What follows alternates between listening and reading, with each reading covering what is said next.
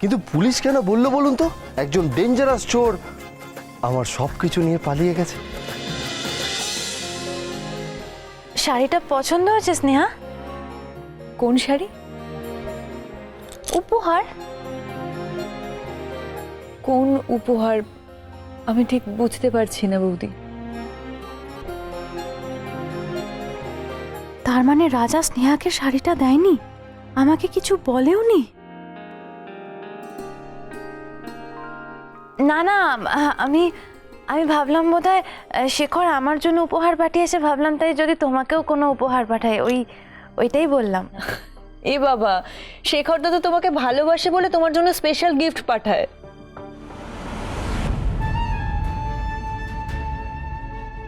স্নেহা, তুমি যে এখানে এসেছো, মা যদি জানতে পারে তাহলে তো। হ্যাঁ, তুমি ঠিকই বলেছো, আমাকে না এবার বেরোতে হবে। তুমি সাবধানে থেকো, হ্যাঁ? আর আমি দাদাকে বলে দেবো তুমি একদম ঠিক আছো। এই আস্তে আস্তে আস্তে, তুমি একটু বিশ্রাম নাও। চলো ওখানে বসবে, চলো আস্তে সাবধানে বিশ্রাম নাও, হ্যাঁ? সাবধানে থেকো। তুমিও সাবধানে যেও। এতে কিছু করেনি তো? কি করি?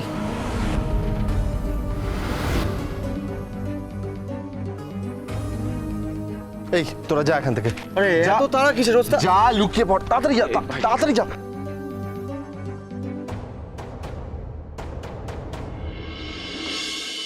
থ্যাংক ইউ দাদা।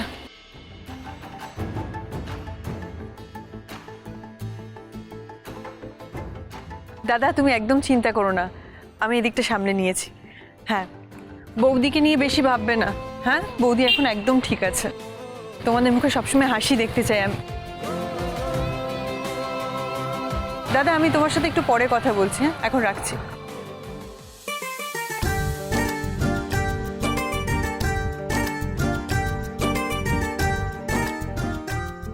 এ কি, আপনি এখন এখানে দাঁড়িয়ে আছেন, জাননি? আপনি তো আমাকে যেতে বলেননি।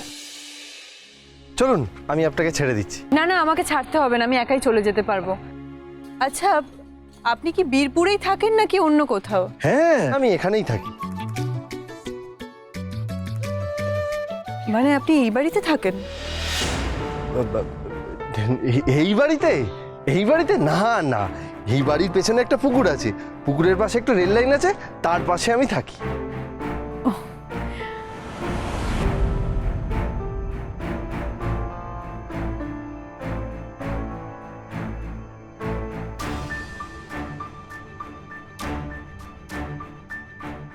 এই বাইকটা আপনার?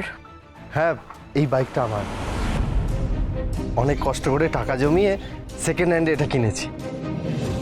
দেখুন না, হেডলাইটের ওপরে আবার মা লেখা আছে।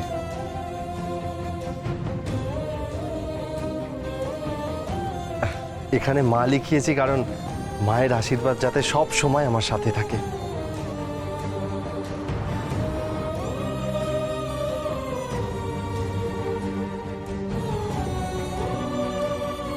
মনে হয় আপনার মায়ের আশীর্বাদের জন্যই সেদিন আমি আমার মাকে খুঁজে পেয়েছিলাম।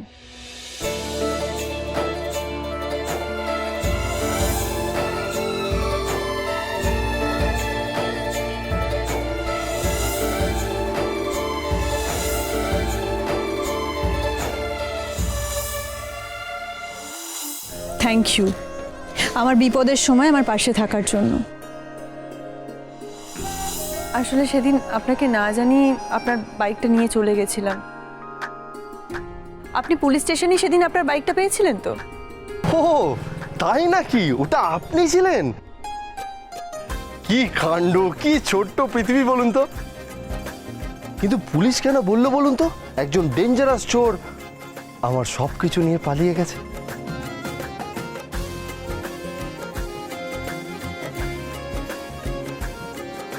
হ্যাঁ, হয়তো কোনো মিসেস, মিসকমিউনিকেশন হয়ে গেছিল। সেদিন তো আপনার সাথে আমার দেখা হয়নি, তাই আপনার বাইকের লুকিং গ্লাসেই থ্যাংক ইউ লিখে গিয়েছিলাম। কিন্তু কি করব বলুন তো, আমি না এই লেখাটা অনেক রাখার চেষ্টা করেছিলাম।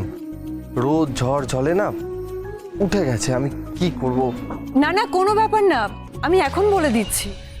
থ্যাংক ইউ, আজকে এখানে নিয়ে আসার জন্য থ্যাংক ইউ। সেদিন আপনার বাইকটা আমি নিয়ে গিয়েছিলাম, তার জন্য থ্যাংক ইউ। আর দিদি সেদিন আমাকে বলেছিল আপনি আমাদের মাকে হসপিটালে নিয়ে গিয়েছিলেন, তার জন্য থ্যাংক ইউ। আর সেদিন স্কুটিতে আমার ওড়না আটকে গেছিল,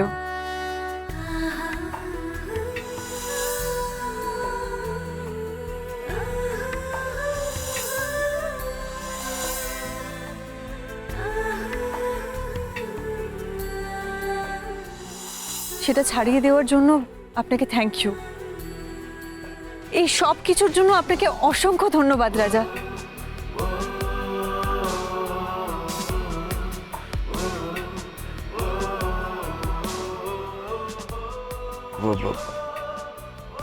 আবার আবার দেখা হবে নিশ্চয়ই।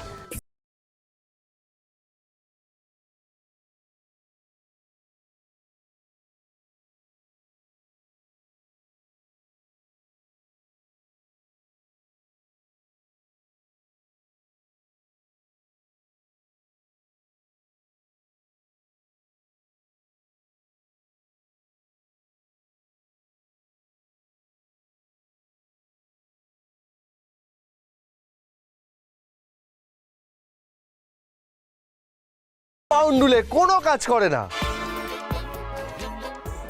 সারাদিন চড়ে চড়ে বেড়ায়। আমি প্রথমে তো ভেবেছিলাম যে এরকম বন্ধু রাখবো না, কিন্তু কি করব বলুন, রাখতে তো হয়, কত কাজে লেগে যায় না।